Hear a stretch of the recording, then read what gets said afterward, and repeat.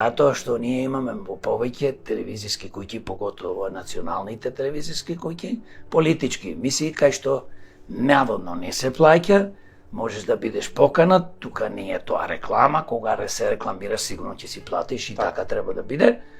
И ние сме блокирани и мене ми е драго што излезе еден подкаст квалитетен кој што сака просто кажано да дозволи граѓаните, политичките партии, председателите и нивните членови да дојдат на овој подкаст и ако имат нешто да кажат, да понудат идеи како да ги решиме овие проблеми.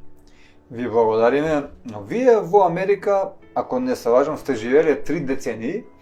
Вие сте дипломиран економист. Во Америка сте имале 2 фирми за филм. Така да имате големо искуство околу економијата, би рекол. И знаете како функционира Америка, посебно на тој бизнис план. Како би решиле ситуацијата, економската ситуација во Македонија? Видете, многу едноставно.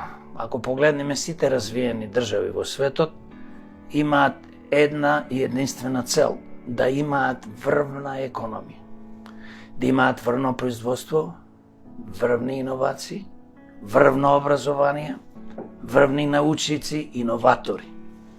И тука се финансира од страна